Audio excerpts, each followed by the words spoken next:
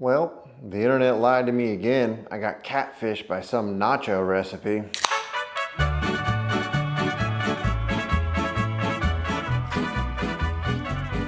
I just don't think I'm ever gonna learn. All right, so what happened was, I've seen a lot of these viral nacho recipes on the griddle where they're throwing the foil down, throwing some nachos down, covering it with cheese, covering it up, and then they lift it up and here's the big reveal like, ah, perfect nachos. And it's like, I don't know if that works or not. I was a little skeptical, so I figured I'd give it a try. So here's what happened when I tried it. I did it on the 2-burner griddle because I have the lid here rather than the Camp Chef 4-burner. I have a lid, but it's not as nice as this lid. And I didn't want to make a giant batch of nachos for just me, my wife, and my 3-year-old son. I mean, I did, but even this was too much for us to eat, even though that would be great. So I did basic stuff here. I mean, look, I threw down some ground beef, seasoned it up. I think I grabbed the fajita mix instead of the taco seasoning. I don't know what the difference is. If you know what the difference is between the fajita packet and the taco seasoning packet, put it in the comments. I'd love to know. But yeah, I grabbed the wrong one. I was in the store with my son. I panicked. He's old enough now to where he gets out of the cart and he just starts grabbing stuff and trying to throw it in the cart. And I'm like, you can't just do that. We're not buying all this stuff just because you found a Snickers bar. And then I just got real panicked and I just grabbed one. So, anyways, so I browned up the ground beef, added the seasoning, took the ground beef off the griddle, then put the foil down, threw the nachos right on there, right on the griddle. This is a great idea so far. I think it's a great idea. Like, we're just putting nachos on the griddle.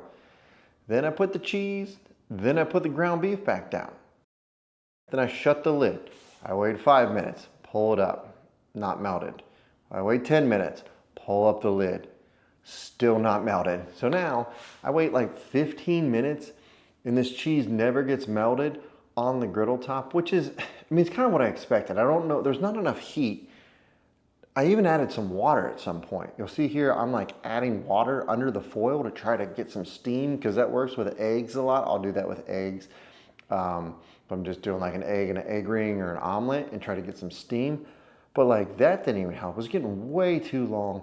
So eventually I had to move it to a pan and throw it in the oven because I'm not gonna eat nachos without melted cheese, okay? If you're serving nachos without melted cheese, even to your family, that's unacceptable in my book. I'm leaving your party if you try to give me nachos with unmelted cheese, just to be honest with you.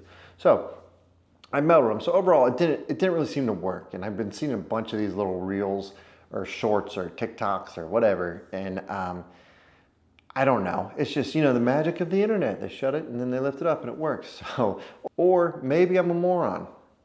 That's always in the cards, you know, that could be why. Maybe I did it wrong. Maybe somebody has a better idea. But what I think I'll do next time, and I'm going to do this again, because the concept overall I think is great. I think you have people over, you have a 4-burner griddle, you put the foil down, keeps the nachos a little warm. Also, you get all the toppings on there. It looks great. It's easy for everybody to grab. It's outside. It's not making a mess because you got the foil. So I think this is a great idea, and other people have looked like it. I just think the shredded cheese was dumb. I saw a couple of them where they did it, and I shouldn't have done that. I think the key is, it's the key to everything, frankly. It's processed cheese. We're gonna have to get the Velveeta, maybe the Whiz, maybe some of that Pace white, like Blanco queso dip that you see like in the aisle, you know, in front of the chips, like standing out there. So I think that's the key next time. I'm gonna wait till I have some people over. I'm gonna try it on the 4-burner. I'm just gonna put a little pot, put the other little kind of melted processed cheese, drizzle that on everything after the meat, and you know, maybe do some fajita veggies too, and then add some beans and really spice it up that way. So I don't know if it was a total fail, but it didn't work out. There's a lot for me to learn here. If you guys have ever done it, let me know in the comments how it worked out for you, or if you got some ideas.